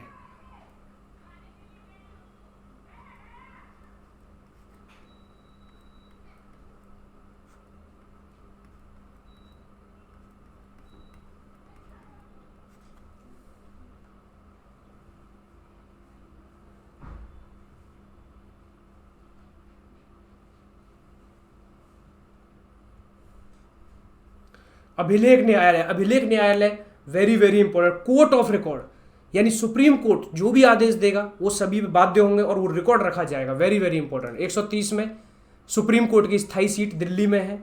131 में ओरिजिनल जुडिक्शन, मूल क्षेत्र अधिकार, अब ये भी पढ़ाया है। 131 में exclusive jurisdiction of supreme court regarding to question as to कोई वैलिडिटी ऑफ सेंट्रल लॉ, केंद्रीय कानून के खिलाफ, ये हटा दिया गया है, याद रखना। अनुच्छेद 131 से केंद्रीय कानून के खिलाफ संवैधानिक मुद्दे पर कोई भी जुरिडिक्शन देना, कोई भी क्षेत्र अधिकार। अनुच्छेद 132 में अपील कर सकते हैं हाईकोर्ट के खिलाफ सुप्रीम कोर्ट में। उसके बाद 133 में अपील जुरिडिक्शन सुप्रीम कोर्ट या पहले हाई कोर्ट सिविल मैटर पर, याद रखना है इसमें दोनों में है। किसी भी मामले पर, मान लीजिए हाई कोर्ट ने किसी मामले पर सजा दे दी तो उसे सुप्रीम कोर्ट में चैलेंज किया जा सकता है 132 में। लेकिन 133 में केवल सिविल कोर्ट में, सिविल मैटर में, दीवानी मामले में, यानी शादी विवाह का मामला हो या फिर शादी विवाह से अगर हम अलग हटे तो प्रॉपर्टी का मामला हो, तो 133 में हाई कोर्ट ने प्रॉपर्टी या शादी विवाह के मामले पर फैसला सुना दिया तो हम उसको सुप्रीम कोर्ट में चैलेंज कर सकते हैं। ये आर्टिकल 133 में लिखा हुआ है, ये अंग्रेजी में है, प्लीज़ आप लिख लीजिएगा, बहुत महत्वपूर्ण है। 134 में याद रखना क्रिमिनल मैटर्स पर, यानी क्रिमिनल माने आपराधिक मामलों पर, मर्डर में, चोरी, ये सब लड़ाई झगड़ा, तो मर्डर में याद रखना क्रिमिनल मैटर्स पर आप हाई कोर्ट के फैसले को सुप्रीम कोर्ट में चैलेंज कर सकते हो। 134 में certificate for appeal to the supreme court में अपील करने के लिए सर्टिफिकेट। उसके बाद 135 में jurisdiction and power of federal court under existing law to be exercise by supreme court, संघीय यानी भारत सरकार के जो भी मामले होंगे, भारत सरकार के अंडर में जो भी क्षेत्र अधिकार में आएगा उस पर सुप्रीम कोर्ट जुरिडिक्शन क्षेत्र अधिकार बनता है। उसके बाद 136 में special leave to appeal by supreme court. उसके बाद 137 में review judgement of order by supreme court, यानी सुप्रीम कोर्ट ने कोई फैसला सुना दिया, उच्चतम न्यायालय ने कोई फैसला सुना दिया, उसमें रिव्यू करना, दोबारा से रिव्यू करना 137 में है। देखा नहीं, जैसे केशवानंद भारती केस, जैसे बैरूबरी संघ ने कहा था, बैरूबरी संघ का 2 केस आए थे और इसके बाद केशवानंद भारती केस आया था। तो बैरूबरी संघ में आया था कि मौलिक अधिकारों में संशोधन नहीं हो सकता, लेकिन केशवानंद बैरूबरी यूनियन आया था एक, और उसके बाद आया था केशवानंद भारती केस। बैरूबरी संघ में कहा गया था कि संविधान के मौलिक अधिकारों में संशोधन नहीं हो सकता है, लेकिन केशवानंद भारती में कहा गया था हाँ संविधान में संशोधन हो सकता है लेकिन मूल ढांचे में संशोधन नहीं हो सकता। तो सुप्रीम कोर्ट के फैसले को दोबारा रिव्यू करना, ये 137 में 138 में सुप्रीम कोर्ट के क्षेत्र अधिकार को बढ़ाने से मतलब है, संसद सुप्रीम कोर्ट के क्षेत्र अधिकार को भी बढ़ा सकती है। 139 में सुप्रीम कोर्ट के पास पावर है रिट जारी करने की और रिट को लागू करवाने की। रिट जारी करने की तो अनुच्छेद 132 में, रिट जारी करने की 32 में है, रिट को लागू करने कन्फर्म कराने में की 139 में है। 139 में किसी भी मामले को एक न्यायालय से दूसरे न्यायालय में भेजना। 140 में ancillary power through supreme court. 141 में सुप्रीम कोर्ट कोई भी निर्णय देगा तो भारत के सभी न्यायालयों पर बाध्य होगा, ये 141 में है। 142 में दिया हुआ है enforcement of decrees and order of supreme court and order as to discovery, यानी सुप्रीम कोर्ट के जो न्यायालय हैं उनको, सुप्रीम कोर्ट के जो निर्णय हैं उनको लागू करना, उनको कम करना, दोबारा सुनवाई करना। 143 में राष्ट्रपति सुप्रीम कोर्ट से सलाह ले सकता है। 144 में civil and judicial authorities to act in aid of supreme court, यानी जो भी सिविल अथॉरिटीज हैं और न्यायिक अथॉरिटीज हैं, यानी न्यायिक जो भी संस्थाएं और सिविल संस्थाएं, ये सुप्रीम कोर्ट के सहायता के लिए जो एक्ट करती हैं, जो उनकी मदद करने के लिए करती हैं, उनको बोला जाता है आर्टिकल 144 में जो भी मैटर्स हैं वो सुप्रीम कोर्ट के तहत होंगे। 144A में special provision to the disposal of questions relating to the constitutional validity of law. 145 में रूल ऑफ कोर्ट है, न्यायालय का रूल यानी रूल ऑफ न्यायालय का रूल होगा, न्यायालय सबसे ऊपर होगा। 146 में officer servant of x supreme court, यानी उच्चतम न्यायालय के जितने भी अधिकारी हैं उनके सर्वेंट हैं, नौकर चाकर जो काम करते हैं, उनके खर्चे 146 में दे रखे हैं। और 147 में दे रखा है व्याख्या करना, किसी भी कानून किसी भी अनुच्छेद की व्याख्या करने के लिए 147 में सुप्रीम कोर्ट व्याख्या करता है। तो जो महत्वपूर्ण है वो आप अगर बात करें महत्वपूर्ण अनुच्छेदों की तो देखिए, सबसे पहले बात करेंगे हम 124 में सुप्रीम कोर्ट का संगठन है, बहुत इंपॉर्टेंट। 125 में वेतन भत्ते हैं सुप्रीम कोर्ट के जजों के, जो कि कहाँ से मिलते हैं, संचित निधि से। 126 में नियुक्ति है। 127 में एडहॉक जज हैं। 127 में एडहॉक जज से जुड़े हुए सब्जेक्ट मैटर्स हैं। 128 में रिटायर्ड जज सुप्रीम कोर्ट में आके बैठते हैं वो। 129 वेरी वेरी इंपॉर्टेंट अभिलेख न्यायालय, इसको याद रखना, कोर्ट ऑफ रिकॉर्ड। 130 में सुप्रीम कोर्ट की स्थायी सीट दिल्ली में है, ये भी इंपॉर्टेंट है बहुत। 131, 131A और 132 ओरिजिनल मूल क्षेत्राधिकार, एक्सक्लूसिव क्षेत्राधिकार हटा दिया। 132 में अपीलीय क्षेत्राधिकार और 133 में सिविल मैटर पर अपील करना, 134 में क्रिमिनल मैटर पर अपील करना। ये सब बहुत इंपॉर्टेंट है, याद रखना, इनको याद कर लेना जो जो मैंने बताए हैं, बाकी 147 तक ही इंपॉर्टेंट है। तो आज के लिए जो पढ़ाया गया अभी तक, मुझे लगता है आपको बड़ी ही सहज और सरल तरीके से समझ में आ गया होगा। तो सुप्रीम कोर्ट पूरा डिटेल पढ़ाया गया है, बहुत ही महत्वपूर्ण है, किसी भी एग्जाम में आ सकता है आपके सामने, तो बहुत ही महत्वपूर्ण है। आइए हम हाई कोर्ट और आपको साथ साथ पढ़ा देते हैं।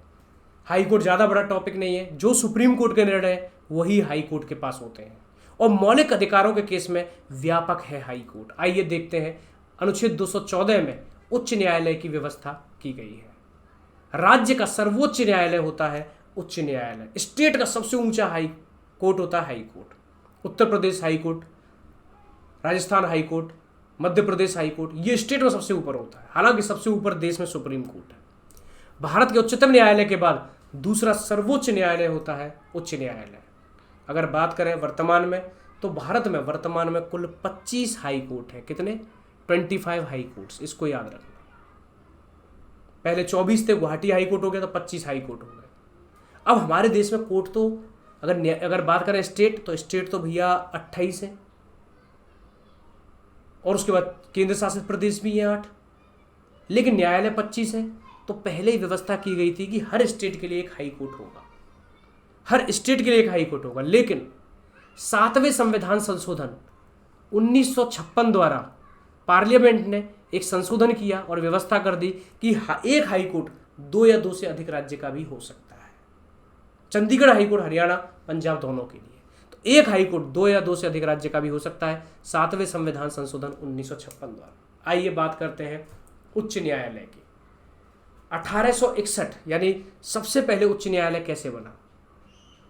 तो जब अंग्रेज हमारे देश में राज कर रहे थे तो अंग्रेज नए नए कानून लागू कर रहे थे, और 1861 में ब्रिटिश सरकार ने एक अधिनियम लागू किया जिसको बोला गया भारतीय उच्च न्यायालय अधिनियम 1861 की। इस अधिनियम के तहत हम भारत में हाई कोर्ट बनाएंगे, उच्च न्यायालय बनाएंगे। तो याद रखना 1861 के तहत कानून बनाया गया कि हम हाई कोर्ट की स्थापना करेंगे, और इसको लागू किया गया 1862। 1862 में 3 हाई कोर्ट बनाए गए, Calcutta high court, Madras high court और बॉम्बे हाई कोर्ट। कलकत्ता, मद्रास और Bombay high court, 3 high court बनाए गए। और उसके बाद 2 साल बाद 1864 में सबसे बड़ा हाई कोर्ट बनाया गया भारत का। और सबसे बड़ा कहाँ बनाया जाएगा? जहां पर सबसे ज्यादा जनसंख्या होगी, तो वो बनाया गया Allahabad high court. Very very important.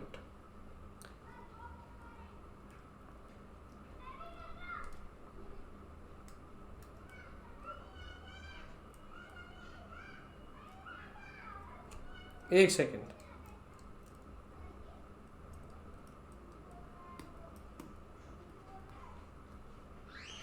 Clear है?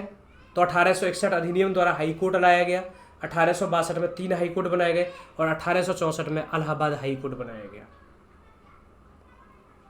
उसके बाद अगर बात करें नए हाई, सबसे जो न्यूएस्ट हाई कोर्ट है, तो आंध्र प्रदेश में 2019 में 1 जनवरी 2019 में आंध्र प्रदेश हाई कोर्ट बनाया गया, क्योंकि आंध्र प्रदेश से तेलंगाना बना, तो तेलंगाना का हाई कोर्ट हो गया। और आंध्र प्रदेश में हाल ही में 1 जनवरी को 2019 में आंध्र प्रदेश का हाई कोर्ट बनाया गया है। पहले 23 थे, फिर गुवाहाटी बना, और उसके बाद 23 थे, गुवाहाटी बना 24, और 25वां हाई कोर्ट बना आंध्र प्रदेश का 1 जनवरी 2019। उच्च न्यायालय के न्यायाधीशों की अगर योग्यता की बात करें, अगर आपको हाई कोर्ट में जज बनना है तो किसी भी न्यायालय में 10 वर्ष न्यायाधीश रहा हो, किसी भी अधीनस्थ न्यायालय में, याद रखना। लोअर कोर्ट में 10 साल अगर कोई जज रहा है तो वो हाई कोर्ट में भी जज बन सकता है, या फिर किसी भी हाई कोर्ट में 10 साल एडवोकेट रह लिया, वकील रह लिया, अधिवक्ता रह लिया, तो भी वो हाई कोर्ट का जज बन सकता है। या फिर राष्ट्रपति की दृष्टि से वो न्यायवादी है। तो किसी भी न्यायालय में 10 साल जज रहा हो, किसी हाई कोर्ट में 10 साल अधिवक्ता रहा हो, तो उसी हाई कोर्ट में जज भी बन सकता है, या राष्ट्रपति के अनुसार। अगर बात करें हाई कोर्ट के जजों की नियुक्ति की, तो भारत का राष्ट्रपति कॉलेजियम व्यवस्था के तहत हाई कोर्ट के जजों की नियुक्ति करता है। यहाँ याद रखना, गवर्नर नहीं करेगा, राज्य की चीज़ों को राज्यपाल नियुक्त करता है, लेकिन यहाँ नहीं करेगा। सुप्रीम कोर्ट और हाई कोर्ट के जजों को राष्ट्रपति नियुक्त करता है। भारत के मुख्य न्यायाधीश एवं उस राज्य में राज्यपाल एवं उस राज्य के उच्च न्यायालय के मुख्य न्यायाधीश की सिफारिश पर प्रेसिडेंट करेगा। इस स्टेट में करेगा तो इसके किससे? सबसे पहले प्रेसिडेंट भारत के मुख्य न्यायाधीश से पूछेगा इसकी सलाह पर। उसके बाद प्रेसिडेंट इस स्टेट के जो हाई कोर्ट का चीफ जस्टिस है उससे, और इस स्टेट के राज्यपाल से। भारत के मुख्य न्यायाधीश हाई कोर्ट के चीफ जस्टिस से, और उसके बाद करेगा राज्यपाल से। इन तीनों से सलाह लेकर राष्ट्रपति हाई कोर्ट में जजों की नियुक्ति करता है, लेकिन शपथ राज्यपाल दिलाएगा। नियुक्त राष्ट्रपति करेगा, शपथ दिलाएगा राज्यपाल। और 62 वर्ष तक की इनका कार्यकाल होता है, 62 वर्ष तक की आयु। उच्च न्यायालय के न्यायाधीशों को स्थानांतरण एक न्यायालय से दूसरे न्यायालय में करने की सभी शक्तियां भारत के मुख्य न्यायाधीश के पास होती हैं। हाई कोर्ट के किसी भी केस को एक हाई कोर्ट से दूसरे कोर्ट में, तीसरे कोर्ट में ट्रांसफर करने की शक्ति भारत के मुख्य न्यायाधीश के पास होगी। और हाई कोर्ट के जज त्यागपत्र भी राष्ट्रपति को देते हैं, शपथ राज्यपाल दिलाता है बस। ठीक है, आइए कुछ राज्यों में इंडिविजुअल हाई कोर्ट नहीं है, जैसे पंजाब और हरियाणा का एक ही हाई कोर्ट है, मैंने जैसा बताया था। ठीक है, असम, नागालैंड, मणिपुर, त्रिपुरा, मेघालय, अरुणाचल प्रदेश और मिजोरम, इनका एक ही हाई कोर्ट है जिसको बोलते हैं गुवाहाटी हाई कोर्ट, सभी को पता है। 7 राज्यों का आप देख सकते हो, किस किस राज्य का? असम, नागालैंड, मणिपुर, त्रिपुरा, मेघालय, अरुणाचल प्रदेश और मिजोरम, 7 राज्यों का एक ही हाई कोर्ट है। तो पहले हर स्टेट का एक हाई कोर्ट हुआ करता था, लेकिन 7वें संविधान संशोधन 1956 द्वारा यह व्यवस्था कर दी संसद ने, एक उच्च न्यायालय 2 या 2 से अधिक राज्य का हो सकता है। तो 25 उच्च न्यायालय है। हाल ही में जो बना है वो बना है आंध्र प्रदेश का 1 जनवरी 2019 को। अगर हम बात करें भारत के हाई कोर्ट के चीफ जस्टिस की तो 2,50,000, और अगर बात करें जजेस की तो 2,50,000। ठीक है, चीफ जस्टिस की 2,50,000 है, ये 2,25,000 है, एक बाई मिस्टेक हो गया है। हाई कोर्ट के चीफ जस्टिस की 2,50,000 और बाकी अन्य न्यायाधीशों की 2,25,000। और भारत की, याद रखना, किसी भी जज को, हाई कोर्ट के किसी भी जज को राज्य की संचित निधि से वेतन मिलता है। सुप्रीम कोर्ट के जजों को भारत के संचित निधि से और हाई कोर्ट के चीफ जस्टिस को राज्य की संचित निधि से वेतन मिलता है। प्लस रिटायरमेंट के बाद जब हाई कोर्ट का चीफ जस्टिस रिटायर हो जाएगा तो उसको जो वेतन भत्ते जो भी मिलेगा, जो भी पेंशन मिलेगी, वो भारत की संचित निधि से मिलेगी। इन चीज को याद रखना। नहीं आया समझ में? सुप्रीम कोर्ट के जजों को भारत की संचित निधि से, हाई कोर्ट के जजों को राज्य की संचित निधि से। लेकिन जब रिटायर हो जाएंगे हाई कोर्ट के जज तो उनको संचित निधि से पेंशन भत्ते मिलेंगे। पदमुक्ति सुप्रीम कोर्ट के जजों के ही तरह हाई कोर्ट के न्यायाधीशों की पदमुक्ति भी होती है। आइए इनके कुछ शक्तियां, पावर और फंक्शन देख लेते हैं। सबसे पहले देखते हैं ओरिजिनल जुरिडिक्शन। 3 जुरिडिक्शन होते हैं, मैंने आपको बताया था, और 3 क्षेत्र अधिकारों में सबसे पहले होता है मूल क्षेत्र अधिकार। हाई कोर्ट का मूल क्षेत्र अधिकार क्या? The high court of Calcutta, Bombay and Madras have original jurisdiction in criminal and civil cases arising within these cities. देखो, कलकत्ता, बॉम्बे और मद्रास का जो हाई कोर्ट है उनके पास मूल क्षेत्र अधिकार है। किस किस में? क्रिमिनल केसेस में और सिविल केसेस में। किसी भी क्रिमिनल केस और किसी भी सिविल केस में उनके पास मूल क्षेत्र अधिकार है।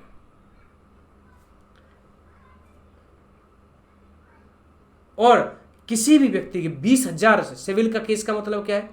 20,000, मान लो मैं मुंबई में रहता हूं या कलकत्ता या मद्रास में रहता हूं और 20,000 से ज्यादा का 20,000 से ज्यादा की 20,000 से ज्यादा की संपत्ति का विवाद हो रहा है, तो उस केस में मैं डायरेक्ट कलकत्ता, बॉम्बे या मद्रास हाई कोर्ट में जा सकता हूं। ये मूल क्षेत्र अधिकार है। उसके बाद मूल क्षेत्र अधिकार में मौलिक अधिकारों पर रिट जारी कर सकते हैं। 5 तरह की मैंने बताया था। उसके बाद ओरिजिनल में आता है विवाद, जैसे डाइवोर्स का, तलाक का, या कॉन्टेम्प्ट ऑफ कोर्ट कर दे, न्यायालय की अवमानना कर दे। ये सारी चीजें आती हैं मूल क्षेत्र अधिकार में। उसके बाद election petition can be heard by high court. Election petition भी हाई कोर्ट, जैसे मान लीजिए मैं सांसद विधायक का चुनाव लड़ूंगा और मेरे कोई विवाद हो जाए तो हाई कोर्ट सुनवाई करेगा। तो ये चीजें थी किसमें? मूल क्षेत्र अधिकार में। याद रखना, कलकत्ता, बॉम्बे और मद्रास के पास आपराधिक और दीवानी मामलों को सुनने की शक्ति होती है, और दीवानी मामले जो 20,000 से ऊपर के हों उनमें। दूसरा होता है मौलिक अधिकारों पर रिट जारी करता है, ये भी किसमें है? मूल क्षेत्र अधिकार में। उसके बाद संपत्ति से जुड़ा हुआ मामला, उसके बाद शादी विवाह से जुड़ा हुआ मामला, या फिर न्यायपालिका की अवमानना करने पर हाईकोर्ट सजा दे सकता है। ये किसमें है? मूल क्षेत्र अधिकार में। और चुनाव से जुड़ा हुआ, ये भी मूल क्षेत्र अधिकार में। अब बात करते हैं अपीलीय क्षेत्र अधिकार में। अपीलीय क्षेत्र अधिकार यानी किसी भी डिस्ट्रिक्ट कोर्ट, अधीनस्थ न्यायालय के खिलाफ या उसके निर्णय के खिलाफ आपको हाईकोर्ट में जाना है तो अपीलीय क्षेत्र अधिकार के अधीन आएगा। और कोई भी सिविल कोर्ट है, ठीक है, an appeal can also be made from subordinate court directly if they dispute involve value higher than 5,000। अगर किसी भी न्यायालय में 5,000 से ज्यादा की कोई वैल्यू पर विवाद आ रहा है तो उस हाई कोर्ट जा सकता है। ठीक है,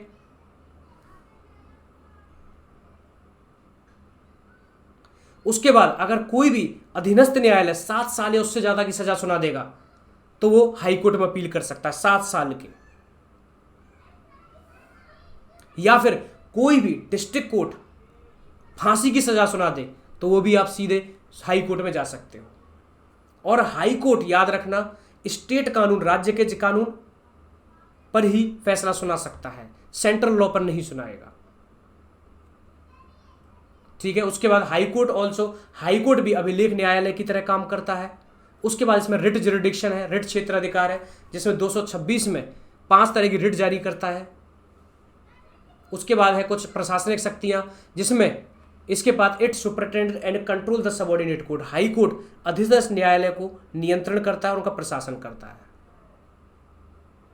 उसके बाद वो कभी भी किसी भी अधीनस्थ न्यायालय से उनकी प्रोसीडिंग, उनकी कार्यवाही के बारे में जान सकता है, जानकारी मांग सकता है। और कोई भी कानून या कार्य हो रहा है तो हाई कोर्ट किसी भी अधीनस्थ न्यायालय से जांच कर सकता है। उसके बाद किसी भी अधीनस्थ न्यायालय में कोई केस चल रहा है तो हाई कोर्ट उस अधीनस्थ न्यायालय से दूसरे अधीनस्थ न्यायालय में ट्रांसफर कर सकता है, तीसरे में ट्रांसफर कर सकता है।